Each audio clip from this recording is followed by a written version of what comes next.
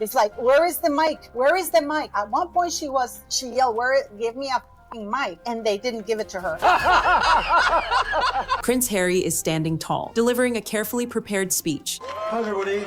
Every eye in the room locked on him. The atmosphere is formal, respectful, and serious. And there's this guy with the purple jacket is trying to block her from going on stage. Woof!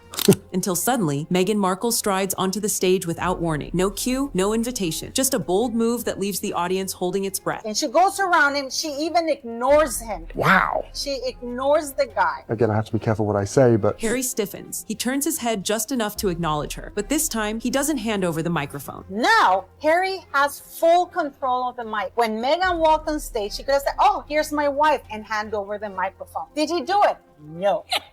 The crowd watches in stunned silence, realizing they are witnessing something no royal press release will ever admit, a public clash between the Duke and Duchess themselves. What? This guy right behind Harry, the same guy that rejected to give her the mic last year, is looking at her and he doesn't care.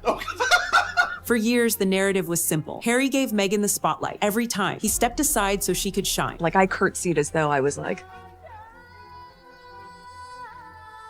pleasure to meet you, Your Majesty.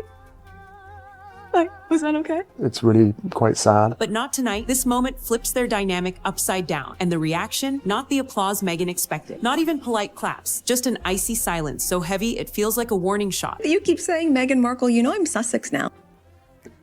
I like working hard.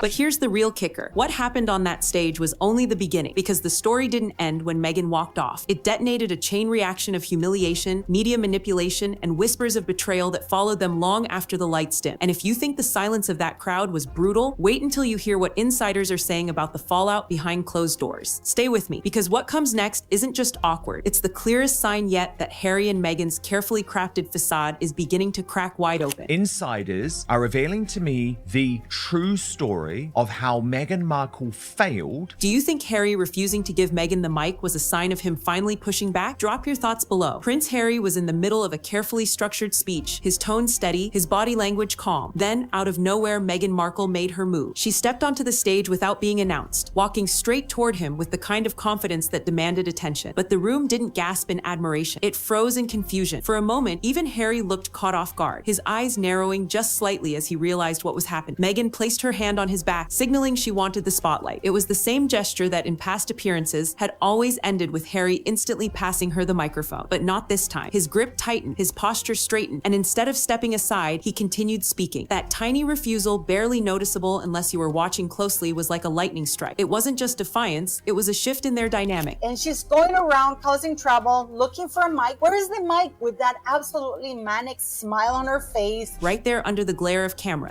The energy in the room changed instantly. What should have been a smooth, united moment suddenly felt awkward, like watching an argument unfold in public without words. Meghan forced a smile, her hand lingering just long enough to make it clear she wasn't ready to back off. But Harry's focus remained locked on the crowd, determined not to break. In that single exchange, everything felt different. The balance of power had shifted, and the audience sensed it. The room didn't erupt with applause. There were no polite claps, no murmurs of approval, not even a sympathetic chuckle. Instead, the crowd froze in absolute silence. Meghan stood beside Harry, her smile fixed, waiting for the acknowledgement she assumed would come. Seconds stretched like minutes. The longer the pause lasted, the heavier the tension became. It was the kind of silence that screamed louder than any boos ever could. Harry pressed on with his speech, his voice steady, as though determined to ignore the awkwardness unfolding inches from him. Meghan, however, lingered in that spotlight, visibly expecting some kind of recognition, a nod, a cheer, a single person willing to break the tension. But nothing happened. See, there's Harry telling her to back off. You see his hand here, below his big face, pointing at her, telling her to stay back. The audience wasn't hostile. It was worse. They were indifferent. And indifference, especially in the world of royalty, is the cruelest rejection. Finally, with no reaction to hold on to, Meghan shifted her weight, glanced at Harry, and slowly retreated toward the sidelines. The walk back wasn't long, but it might as well have been a mile. Every step away from the podium looked like a concession, a quiet acknowledgement that the crowd had chosen its side, and it wasn't hers. Observers in the room later described the air as ice cold, the kind of atmosphere where everyone sensed something had gone wrong but no one dared move. Meghan's departure wasn't planned, and everyone Everyone knew it, but the silence wasn't the end. It was only the start of the humiliation. By the next morning, the awkward silence from that stage had all but vanished, at least in mainstream coverage. Major outlets didn't air the unedited footage. Instead, glossy still shots appeared. Meghan smiling confidently, Harry standing beside her, both looking perfectly in sync. To the casual viewer, it seemed like nothing unusual had happened. The tension erased, the rejection invisible. What the cameras truly captured was carefully trimmed out, replaced with polished images designed to rewrite the narrative. It is absolutely disgusting, this woman, in my very humble opinion, and that people are still not getting it. It's beyond the pale. Social media, however, told a different story. Clips surfaced online showing the raw, unfiltered moment, Meghan stepping up, the crowd freezing, Harry refusing to surrender the microphone. These short videos spread like wildfire, drawing millions of views within hours. The contrast was impossible to ignore. Official outlets presented harmony, while uncut recordings screamed discord. Critics accused the media of shielding Meghan's reputation, protecting her from what could have been a devastating public relations blow. Supporters argued the silence was exaggerated, a misread of body language. Yet the fact remained, the truth had been split in two. One version lived on television, the other burned across social feeds. And this duality wasn't accidental. Royal coverage has always been curated, but this time the editing didn't just soften the story, it inverted it. The question became unavoidable. If this moment was rewritten, how many others have been hidden from view? Because the deeper you look, the more obvious it becomes. This wasn't just about one speech, it was about control. Why do you think the media cropped out Meghan's awkward moment, protecting her image or hiding the truth? Share your take. What happened on that stage wasn't just an awkward interruption, it was a window into a deeper fracture. Here's what I would say about that. I think